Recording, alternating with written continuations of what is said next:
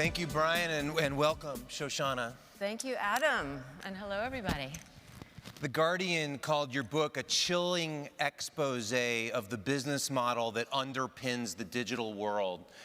You brought a copy of your book on stage with you. Thank you for doing that. Paperback. What is, Shoshana, what is surveillance capitalism? Surveillance capitalism is a new market form, born digital. In many ways, it diverges from everything that we've learned about capitalism for the last few centuries. But in this critical way, it emulates the old pattern. It takes something that lives outside the market dynamic, it brings it into the market dynamic for production and sales. That's called making a commodity.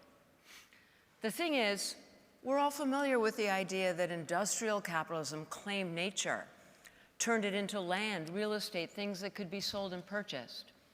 In the case of surveillance capitalism, it takes a dark and startling twist, because what it claims for the market dynamic now is private human experience.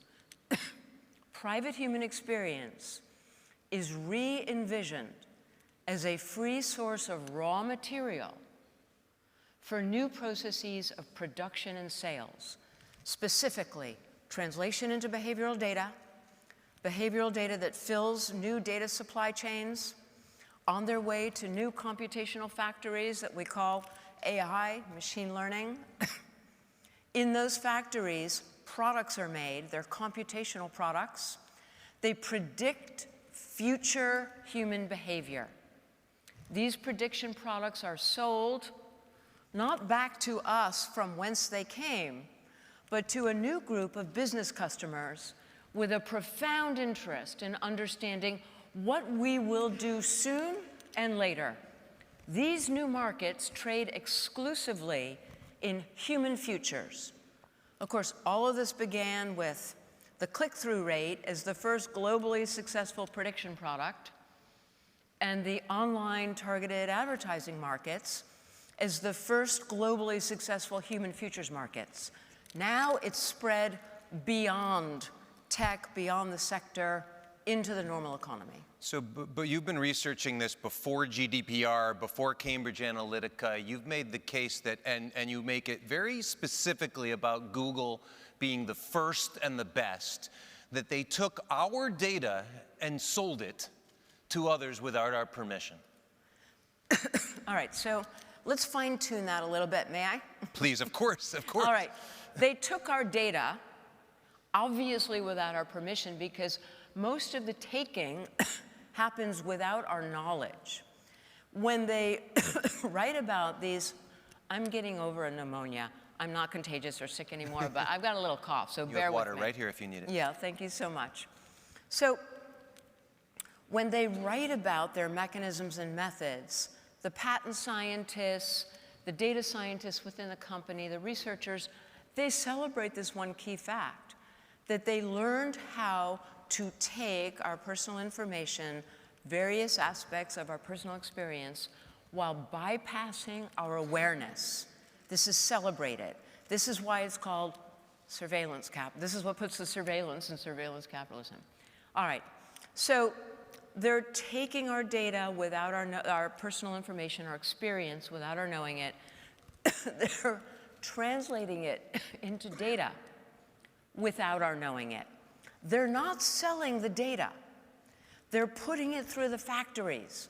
They're analyzing it, they're computing it. This was Google's original secret sauce, where they produced the quality score that allowed them to produce the click-through rate. From the so-called data exhaust that no one was using, these were the leftover data in their servers that were more than what was needed for product improvement, for service improvement. So it's now these computational products coming out of the factories, Adam. That's what's getting sold. And that's why in hundreds of videos, believe me, I've watched them all, Eric Schmidt can sit on a stage like this and talk to you folks and say, we're not selling your data. And no one comes in to arrest him or anything for possibly not telling the truth, because they're not actually selling our data. They're selling the proprietary meaning that they create from the data about our future behavior. And so let me ask you in all earnestness where the harm is, and I'll sort of facetiously, by way of asking the question, I'll say, for example, I love Google Maps, just love it, because it's so helpful to me. You understand why I'm making that statement? Of course I do, of course I do. Look, there are a couple key things to say about this. Number one, nothing that I say or write is an argument against the digital. We are citizens of a democratic society in the digital century. We deserve the services that have been created, that have made our lives better in many, many ways. Our societies deserve big data. We should be using big data for the new remedies and treatments for all kinds of cancers that we're desperate to solve, problems we're desperate to solve. We should be using big data to solve climate catastrophe and to eliminate the plastic particles that are now even in the Arctic snow. That's not what we're doing. The most powerful companies in this sector with the material infrastructure, the corner nearly on the market of data scientists, the ones who really know how to do big data, they are entirely trained on one thing, and that's clickstream science. They are entirely trained on these computational products that move into their markets for their revenues and their profits. They are not using big data to solve our needs or our society's needs. You've said that what they're doing is antithetical to democracy. How so? I understand if from your perspective they're craven, they're just trying to make money. All right, so Adam, a minute ago you said, I like those maps, and we started to talk about that. You should be able to have those maps without the overhang of the negative externalities that come with this market form. So let me talk quite briefly about what the key externalities are that I'm referring to. Number one, we're talking about an economic logic, not about bad people and just rogue bad behavior. We're talking about an economic logic that compels certain forms of corporate behavior. In order to have great predictions, remember that's what they're selling. They're selling certainty to business customers. They figured out 3 critical imperatives. Number one, you want to feed AI to get great predictions, you need to feed it a lot of data. Economies of scale. Intensification of competition. Turns out scale's not enough, we also need scope, varieties of data. Ultimately, in this competition, they came to understand that the most predictive data comes from intervening in our behavior to learn how to coax, tune, and herd our behavior in the direction of their guaranteed outcomes. Good for revenue, good for profit, good for them, good for their business customers. This is how the game works. This is called economies of action. These are designed to utilize the digital architecture to work their will through the medium of digital instrumentation to intervene in our behavior in ways that we are not aware of, to push our behavior in the directions that serve the bottom line. Economies of action are a new zone of experimentation. We saw it being developed in Facebook's massive scale contagion experiments, where they were successful in getting more people to go vote in the 2010 midterm elections. They were also successful in creating an emotional contagion, making people happier and sadder. These things were published in 2012 and 2014. And when they published these findings, they celebrated. We know we can manipulate cues and social comparison dynamics online to get people to change their behavior and feeling in the real world. And we know they can do it without them ever detecting our presence. They never know we're doing it. So that's number one. These experiments continued, Adam, under Pokemon Go. Anybody in this room ever play Pokemon Go with your friends and family? Pokemon Go incubated in Google over many years, brought to you by the same gentleman who brought you Street View and Google Earth, who spent most of his career filling Google's supply chains with surplus behavioral data for these new computations. In the case of Pokemon Go, there were businesses from McDonald's and Starbucks to Joe's Pizza paying Pokemon Go for guaranteed footfall. And what Pokemon Go, this group Niantic Labs that came out of Google, what they learned how to do was use the rewards and punishments of gamification to herd our behavior through the city to the places that we're going to pay them fees for our footfall. Footfall in the real world being the absolute equivalent of click-through in the online world. Now the next zone of experimentation, Adam, is set to be the city.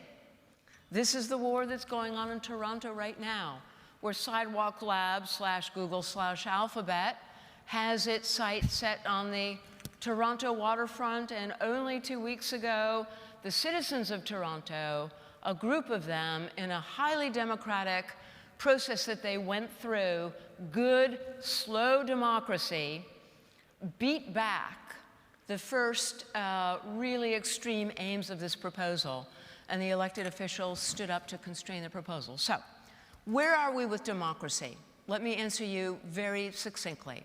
Number one, surveillance capitalism is on a collision course with democracy, eroding from below and completely restructuring democracy from above. From below, it takes aim at human agency, at human autonomy, at what we consider to be individual sovereignty, the things that allow us to have decision rights, to be self-determinant. This now global means of behavior modification takes aim at human autonomy, without which a democratic society is impossible to imagine. From above, we are now entering the third decade of the digital century, Adam. This was supposed to be the apotheosis of democratization, this digital century. Instead, what we see is a new kind of society marked by extreme forms of social inequality.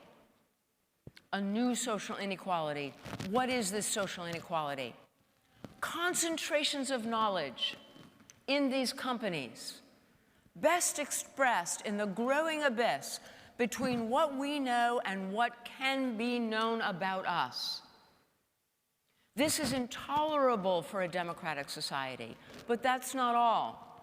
These extreme concentrations of knowledge produce extreme concentrations of power.